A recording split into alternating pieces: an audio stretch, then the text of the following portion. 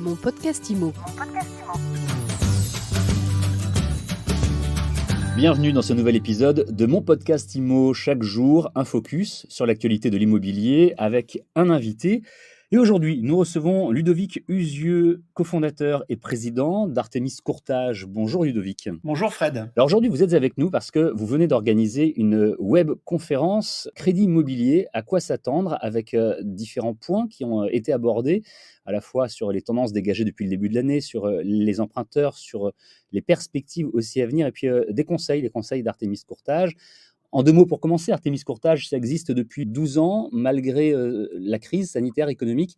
Tout se passe bien pour vous ? Écoutez, on a vécu une année 2020 un peu en dents de scie, mais je crois que c'est à l'image de ce qu'a vécu la France et le monde. La crise sanitaire a eu des impacts, comme vous l'avez souligné à plusieurs reprises sur votre antenne, en termes de nombre de transactions, de délais et puis aussi de difficultés de financement. On a vécu finalement une année 2020 qui a été assez solide, que ce soit sur le nombre de transactions et sur l'enveloppe de prêts immobiliers qui a été accordée au cours de l'année 2020. Et mon entreprise, à titre particulier, a vécu une année solide. Maintenant, c'est le temps du rebond et de la reprise, puisque c'est pour ça qu'on a voulu faire cette conférence de presse. Le premier quadrimestre de l'année 2021, il fallait absolument le comparer à ce qui s'était passé l'année dernière, puisqu'on a été confiné en 2020 au 18 mars et qu'il nous apparaissait intéressant de pouvoir comparer ces deux premiers quadrimestres pour voir à quel point se situaient les rebonds. Alors, je vais revenir sur les thèmes qui ont été abordés justement dans cette conférence. Qui sont les emprunteurs d'Artemis Courtage et peut-être plus globalement, qui sont les emprunteurs actuellement sur le marché de l'immobilier? Parce qu'on sait qu'il y a plus d'acheteurs que de vendeurs. C'est un début d'année, effectivement, 2021 qui a été dynamique. On avait observé quelques tendances au cours de l'année 2020 et on a voulu les mettre en rapport avec cette reprise, notamment, et on l'avait dit à plusieurs reprises au cours des différents points qu'on avait fait au cours de l'année 2020, qu'il y avait eu plus de difficultés pour les primo-accédants, pour les investisseurs à trouver du financement et du crédit immobilier, que les banques demandaient plus d'apports, qu'il y avait effectivement un peu de défiance vis-à-vis des jeunes emprunteurs qui apparaissaient moins solides euh, aux banques. Et donc, on a mis en miroir certains indicateurs d'activité pour s'apercevoir que effectivement les retours du réseau et du terrain étaient confirmés par des chiffres. Et on s'est aperçu qu'on avait un rajeunissement, notamment en termes de population qui emprunte pour mener à bien son projet immobilier, appartement ou maison, et on avait par exemple constaté que les primo-accédants qui avaient un petit peu déserté les scopes au cours de l'année 2020 revenaient à plus forte raison, et notamment sur les calculs d'enveloppe, sur les simulations, sur les cotations, qui avaient un retour en force des primo-accédants, ce qui est toujours un excellent signe pour le marché, puisque c'est le premier maillon de la chaîne, c'est ce qui permet effectivement d'offrir de la liquidité au marché. Et c'est des indicateurs qu'on a trouvé intéressants. Donc pour le coup, on a voulu mettre ça en lumière au cours de cette conférence de presse. Alors justement, les calculs d'enveloppe, Ludovic Usieux, le comportement des banques a été largement abordé. Vous avez également souhaité donner des conseils pour emprunter. Alors, on peut peut-être en donner quelques-uns et revenir sur ce que vous avez dit lors de cette web conférence. À la lumière de tout ce que vous venez de nous dire, quels sont les principaux conseils que vous pouvez donner pour emprunter en 2021 et pour la suite de ce premier semestre? Le premier des conseils que je peux donner aujourd'hui, c'est d'anticiper. Pourquoi je vous dis ça? Parce que, comme je vous le disais, on a vécu un début d'année dynamique, avec néanmoins une petite remise en confinement, une période de vacances obligatoire, plus de télétravail, ce qui a eu pour conséquence de créer un bouchon dans les banques et notamment dans les back-office, avec des délais d'études, d'analyse un peu plus longs, des délais aussi d'édition d'offres de prêt qui sont rallongés.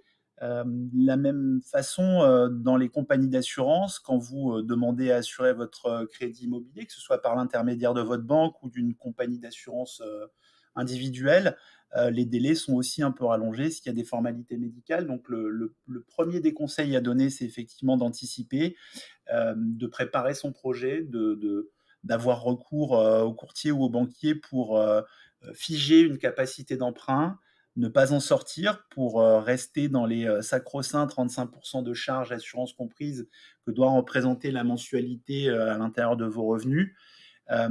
Partir donc bien en amont, bien préparer son projet pour ne pas avoir de mauvaises surprises au moment de l'offre d'achat ou de la signature de la promesse de vente et se retrouver, dans une période de stress, à un moment où, vous allez trouver le temps long alors que vous êtes, entre guillemets «enfermé» dans des délais, les délais d'obtention du crédit, la fameuse condition suspensive d'obtention de crédit et puis après la date d'expiration de la promesse, c'est-à-dire le moment où, le vendeur peut exiger d'aller chez le notaire pour, exécuter la promesse de vente. Donc le 1er conseil, c'est de bien préparer son projet. Le second, qui est une conséquence immédiate de ce que je viens de dire, c'est peut-être en ce moment de demander à rallonger un petit peu, promesse de vente et conditions suspensives d'obtention de crédit. Ouais. Plutôt que 45 jours pour obtenir son crédit, on peut pousser à 60 jours, c'est une bonne idée. Ça permet de trouver aussi un peu de tranquillité. Et puis, les 90 jours qui sont la coutume, pour réaliser une opération, le délai entre la promesse de vente et l'acte de vente chez le notaire, pousser ce délai, plutôt 90 jours, aller à 120 jours si c'est possible et si, tout ça évidemment est accepté et agréé entre le vendeur, l'acquéreur et les notaires, des parties. Ça donne un peu de tranquillité, ça évite de se retrouver dans des périodes stressantes à un moment où on doit, faire des travaux, déménager, anticiper les écoles.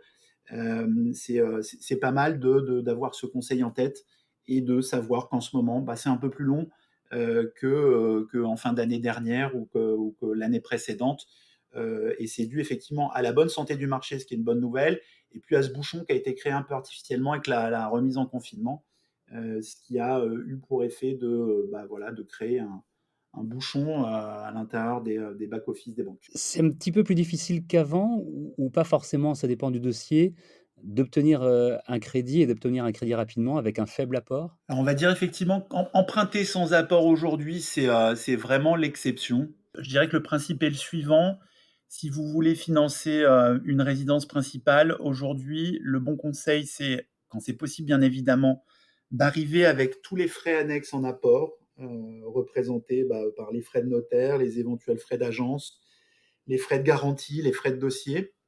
Si on peut avoir un peu d'apport supplémentaire, aux alentours de 5-10 pour pouvoir avoir une marge hypothécaire, vis-à-vis de la banque qui est plus confortable, ça améliorera la qualité de la négociation sur, les taux, la souplesse, la garantie, l'assurance.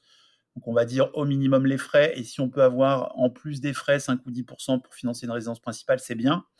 Et puis pour, les investissements locatifs, avoir les frais de l'opération en apport, c'est un bon conseil.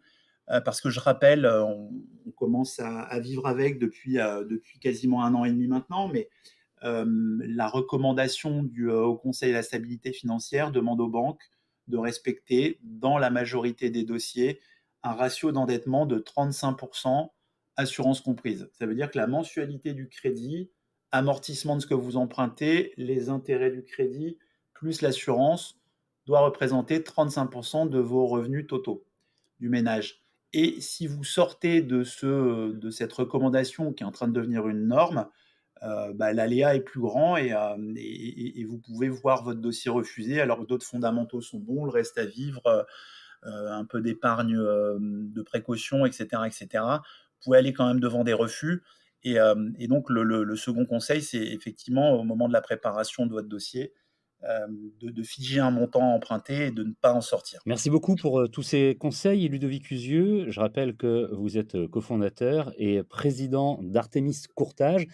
Bon anniversaire au passage, pas à vous, mais à votre entreprise qui a 12 ans ces jours-ci. Merci Fred. Mon podcast IMO, c'est tous les jours, c'est gratuit, c'est sur toutes les plateformes de podcast. Vous pouvez vous abonner, vous pouvez le partager et évidemment laisser des étoiles et des commentaires. Ça nous fait toujours plaisir. Mon podcast IMO.